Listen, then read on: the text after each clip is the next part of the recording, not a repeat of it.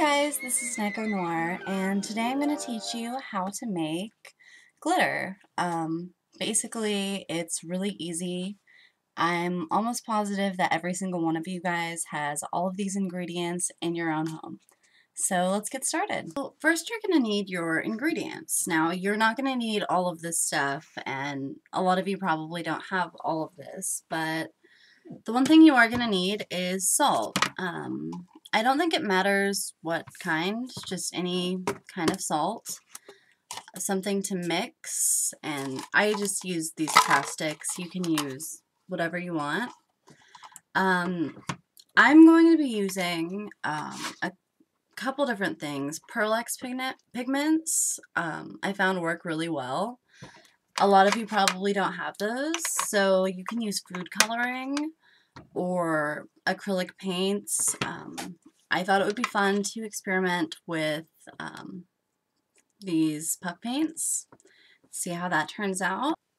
So first you're going to want to take your salt, and there is no right or wrong formula as to how much you're going to be measuring. I'm just going to pour in the amount of salt I want.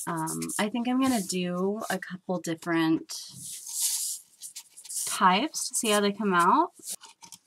And I'm going to take one of my Pearl-X pigments and mix that up first. But they're just really beautiful, vibrant colors. I generally really like using them in resin. They just come out absolutely stunning. You can see just how gorgeous these pigments are. This is just a clay tool I have that I'm just going to scoop in like a tiny bit. Just going to take a little bit of water and mix that up. And now I'm going to pour this into my salt. Then you're just going to go through and just really mix it all up. And since it's already wet, I mean, this is really pigmented, but I just really want this to pop. So I'm going to go ahead and just add even more. That looks about done to me. So I just have this old baking pan. Just going to go ahead and put my salt in there. I want to flatten it out. You can use a rolling pin if you prefer. I'm just going to use this craft stick. So make sure, you might want to do this before you start, to preheat your oven to 350 degrees Fahrenheit or 180 degrees Celsius. And when you're done laying out your glitter, salt glitter on your baking tray, you're going to bake it for 10 minutes. So I'm just going to set the timer on my phone, and it'll go off when that's ready. So I've got a couple different options here. I don't have any food coloring, but it'll work the same way like with any other sort of liquid pigment. I'm assuming you would only need a few drops, but it's really up to your personal taste how vibrant you want your salt glitter or Decoden sprinkles to be. I haven't used puff paint before, so this is going to be an experiment. But I'm assuming it should work. If not, then you'll know not to do this. So I'm just going to go ahead and my salt, just kind of pour it in there. Yeah, so that's looking pretty good. It's really green. So I figured that since most of you are probably going to be using either food coloring or acrylic, I'm going to go ahead and just use some acrylic paint. A lot of you guys, I've noticed, use this stuff or something similar to it. It's basically the same thing as what I'm going to be putting in there. This is just an acrylic paint, came in like a 12-pack for $5 or something like that. So I'm just going to put some in there and see. So I am done mixing with my acrylic, and this actually came out really bright and vibrant, and I'm really pleased with it. You can see it came out pretty red,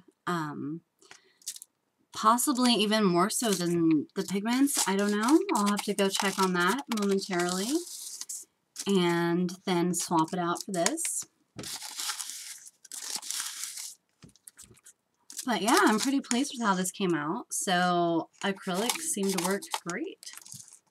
So we have our glitter. I let it cool off for a minute so it's not hot.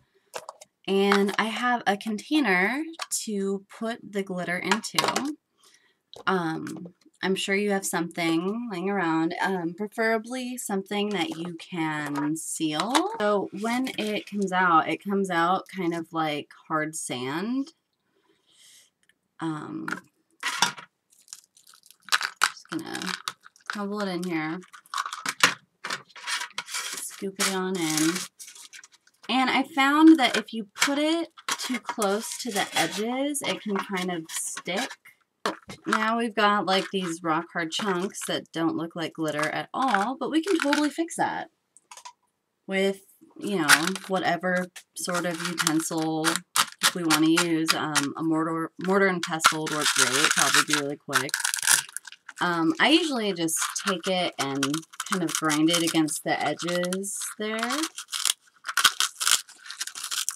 And I will show you what it looks like finished in a second. So these are both done baking, and they both seem to turn out. This was using the puff paint, and this was with the acrylics. And I went ahead and mixed up this, which was with the Pearl-X pigment, which I just love. Really pretty color. So I'm going to go ahead and transfer these chunks into my little boxes, mix them up, and show you how they look. Alright, so after all of that, our glitters are all done. Now, I found that the one that I used the Pearl-X pigment with came out the finest. It was the easiest to grind up. That we use the puffy paint for. It's a little bit like there's bigger chunks in here. Still looks pretty cool. And I'm sure if I actually felt like it, I could totally just sit here grinding it for however long it took to make that completely fine. Here is the red acrylic, which also came out pretty well. I got a little bit of green in there accidentally, but all in all, they all came out pretty well. And I just poured some resin, and I'm going to see how these do with resin. So I will post another video with the outcome of that.